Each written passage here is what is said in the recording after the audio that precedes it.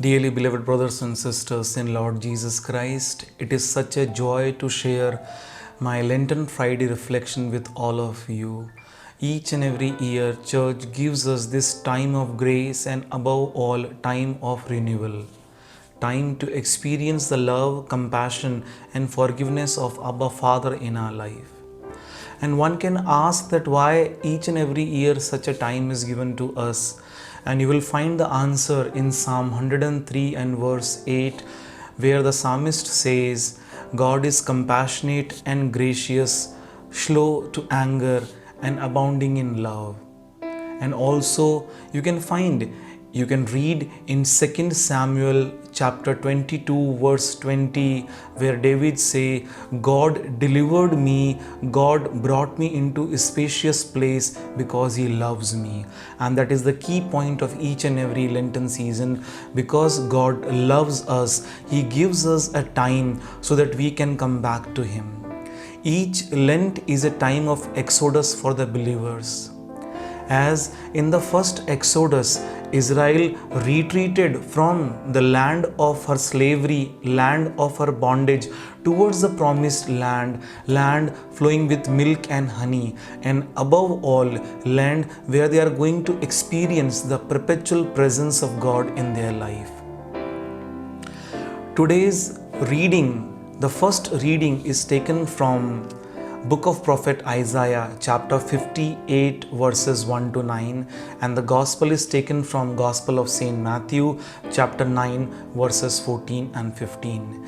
And if you read both of the scriptural text of today which the church presents to us, you will find that the key element in both the reading is the matter of the fasting.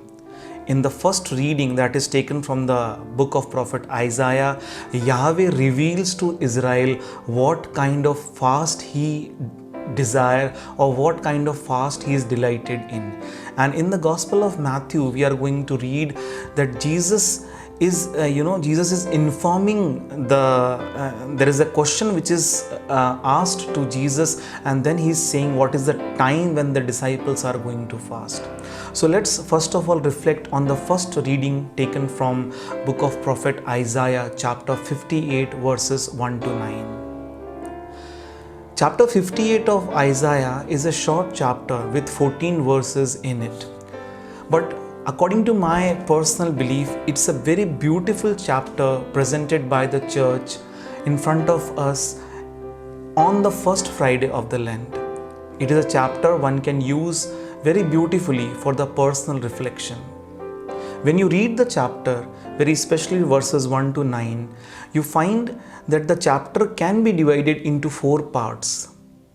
First part, that is chapter 58 verses 1 to first half of verse 3, is the complaint of Israel to Yahweh. And Israel is saying that we fast and you do not notice. We observe so many rituals, yet there is a lot of injustice done to us. So there is a traditional background, a historical background for the chapter. It is the time when the Israel is fasting, quite possibly exilic or post-exilic time. And the reference of the same, that Israel is fasting, you can find in book of prophet Zechariah chapter 7 verses 3 onwards. And let me read it for you. Book of prophet Zechariah chapter 7 verses 2 to 6. The people of Bethel had sent Sherezer and Regem-melech with their men to win the favor of the Lord, and to ask the priests of the house of the Lord of hosts and the prophets, shall I mourn and practice abstinence in the 5th month, as I have done for so many years? So you can find out that there is a reference that Israel was fasting in the book of Zechariah also. And now comes the second half of verse 3, verse 4 and 5, where Yahweh is answering that question, where Yahweh is basically confronting Israel and asking them that, are you really fasting for me? Or this is the kind of fast I desire or I delighted in? And same reference we can find again in book of Zechariah chapter 7 and the rest of the verses, and let me read it for you. Then the word of the Lord of the hosts came to me. Say to all the people of the land and the priest, when you fasted and lamented in the 5th month and in the 7th, for these 70 years, was it for me that you fasted? And when you do not eat and when you do not drink, do you not eat and drink only for yourself?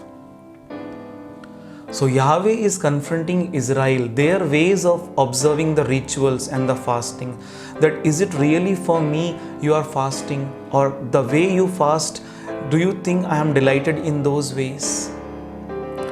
So basically, the initial section of chapter 58 is the outcry of the Israel to Yahweh, that we are doing so many rituals, so many fasting has been observed by the Israel, yet we suffer so much of injustice in our life. Our homes are destroyed, there is no king, there is no temple, no worship, there is a lot of grief in the Israel. And yet the answer of Yahweh is basically a question towards Israel. That do you think the kind of fasting you do is the kind of fast what I am delighted in and what I want? And same we can listen or read in Hosea 6 and 6, where Yahweh says, I am delighted in mercy and not in sacrifice.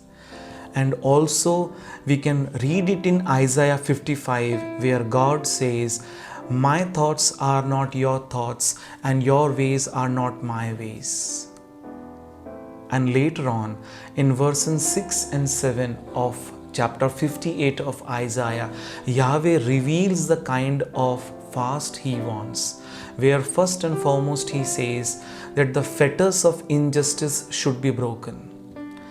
Every sort, every kind of injustice going on in the society, in the family, in your personal life should be broken.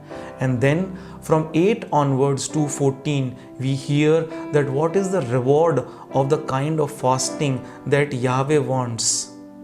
If you and I observe, what are the rewards that we are going to receive from the Yahweh. So a very beautifully chapter, knitted very beautifully, and through prophet Isaiah, God is saying to you and me that I want you to refrain from your sinful ways. It is not that I want you to refrain from your food. And above all, when you come to me asking for injustice, keep in mind all the needy brethren around you, those who deserve your justice. And let me conclude the reflection of the first reading by the story of the rich man and the Lazarus given in the Gospel of Saint Luke. And very often we interpret this story that the rich man was punished because he was rich. But according to my personal reflection, it is not the richness of the rich man because of which he was punished, but the indifferent behavior of the rich man towards the Lazarus because of which he was punished. It is not that God does not want us to enjoy our wealth, our luxuries, but at the same time, God wants that you should share your luxuries, your wealth with the needy brethren of the society, with the poor and the downtrodden of the society. This kind of fast is the real fast which Yahweh wants from you and from me. If I simply save my ration of the day and do not share my bread with the poor, God is not delighted in that kind of fast. So let us make a point that every Friday when we are fasting, or during the time of Lent we are fasting, let us share our bread with the poor and the needy and the hungry, those who are around us. Let us now come to the Gospel of Saint Matthew, chapter 9, verses 14 and 15. If you read these verses, only 2 verses are given to us for today's reflection, today's reading. And it is like this. Then the disciple of John came to him with question, how is it that we and the Pharisees fast on many occasions, but not your disciples? Jesus answered them, how can you expect wedding guests who mourn as long as the bridegroom is with them? a time will come when the bridegroom will be taken away from them, and then they will fast. So again we hear over here there is a key point of fasting. Jesus is telling them that when the disciples are going to fast. But I am going to reflect today on some other dimension of this passage, a very beautiful dimension given in this particular passage. Very rarely in the Gospels, Jesus is described or reflected or referenced as the bridegroom. And today in this particular passage, we hear that Jesus himself is saying that as long as bridegroom is with them, they will not fast. So who is this bridegroom over here? Surely the bridegroom is Christ himself. Then the question arises, if bridegroom is the Christ, who is the bride? So the church is the bride. And to understand this nuptial union between Christ and the church, let me take you all the way to Genesis chapter 2:21, and let me read it for you. Genesis 2:21. Then the Lord God caused the deep sleep to come over Adam, and he fell asleep. Then he took one of his ribs and filled its place with flesh. The rib which the Lord God has taken from Adam, he formed into a woman and brought her to man. This is how we hear the starting of the Genesis, that the woman was created from the rib taken from the side of the man. And now let's come to the Gospel of John chapter 19 verse 32 and 34. The soldiers came and broke the legs of the first man and of the other who had been crucified with Jesus. When they came to Jesus, they saw that he was already dead. So they did not break his leg. Instead, one of the soldiers thrust a lance into his side, and immediately there flowed out blood and water. Dearly beloved brothers and sisters in Lord Jesus Christ, we all know the moment blood and water flowed out from the side of the Christ, that is the birth of the sacraments of the church. So there is a nuptial union in the church and in the Christ. So Christ is the bridegroom and church is the bride. And being the part of the church, we all share in that nuptial union of the church and the Christ. So as we observe our Lenten rituals, our Lenten fast, let us keep in mind that Christ should be the center of all the liturgy, of all the ritual, of all the fasting that we are doing. And when Christ is the center, it automatically means that the love of Christ is the center of the entire liturgy, entire ritual, and entire fasting.